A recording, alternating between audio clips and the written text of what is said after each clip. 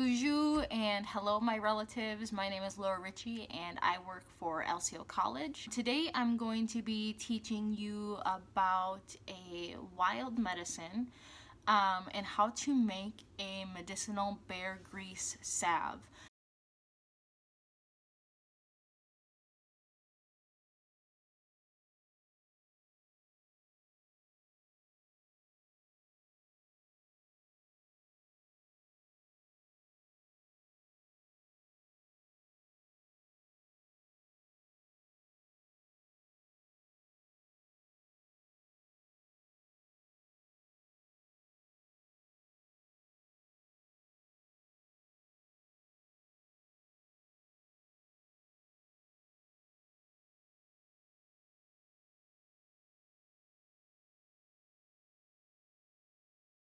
The ingredients you'll need is a carrier oil. You can use olive oil or you can use almond oil. Those are the two carrier oils I would suggest. And the reason we're using a carrier oil is because our bear grease is actually quite stiff.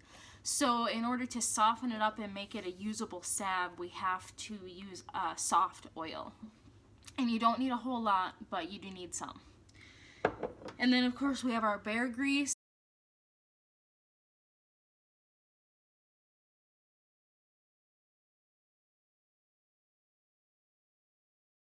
So I microwaved my bear grease for about 20 seconds and it got just soft enough that I can play with it with a spoon. So we don't want it to be too soft because we don't want it to lose its texture. So we're going to take our jar,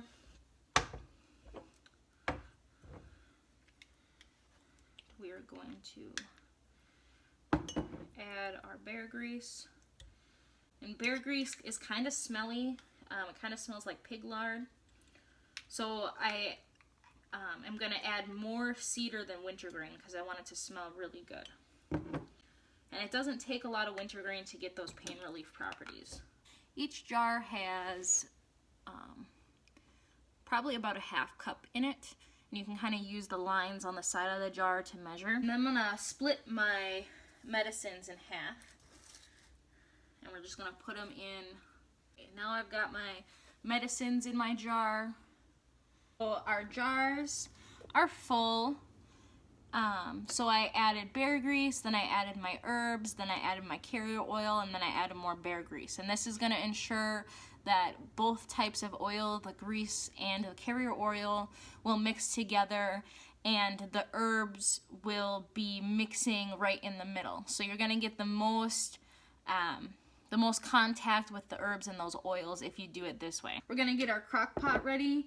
So I added some water in here, and when you put the jars in, you want to make sure that the level of the water is the same level as the oil. So you want them both to be at the same level. And this is to ensure that the water doesn't boil over into the jar and the oil doesn't boil out into the water. You want to make sure that you've got a couple inches of clearance between the water and the jar. And I'm going to put it on low for 8 hours. The longer you cook it, the better the oil is going to turn out. So I really recommend at least 8 hours or 10 hours or 12 hours. Important thing is that you don't leave the crock pot at all throughout the day. So you got to do this on a day where you're going to be home. So quarantine time is perfect for this. But you don't want your jars to tip and the oil to get into the water.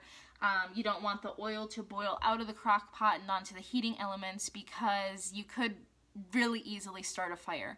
So you want to make sure that you are there to observe your oils while they're cooking and that you don't just leave them and let them do their thing. So do not put your oils in the crock pot and then leave them for the whole day.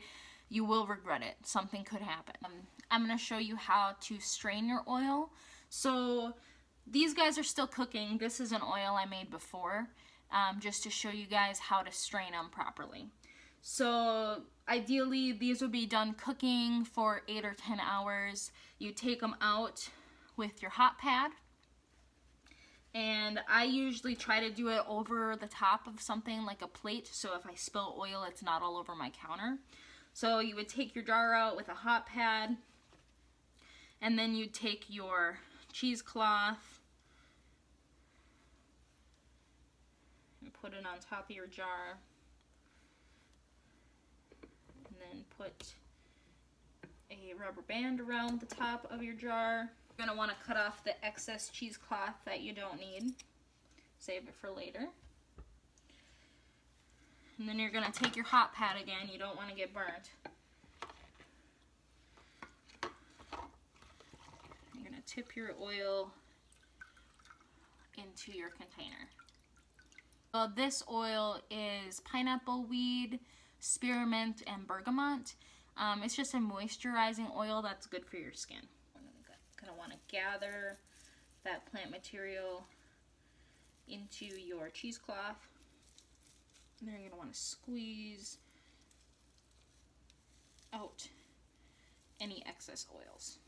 You can actually use this to make yourself a cup of tea if you want. I'm going to throw this in my compost. Now, what I would normally do with this is put it in my fridge or freezer and let it cool. And then I'll take it out and get it down to room temperature again, and I'll test it.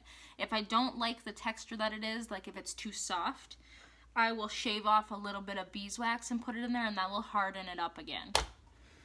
Put the lid on that, set it aside, and I will show you what a completely finished salve looks like. So this is the finished salve. To soften it up, you're going to want to take your fingers like this and rub it along the top of the salve. But it just takes some body heat to soften it up, and then you can use it just like a lotion. This one is the pineapple weed and spearmint salve, so this is a good lotion salve.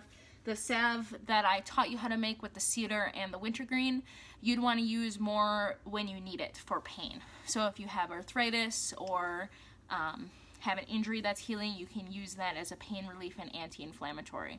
And I wouldn't use it on your whole body, I just use it on the spots that hurt.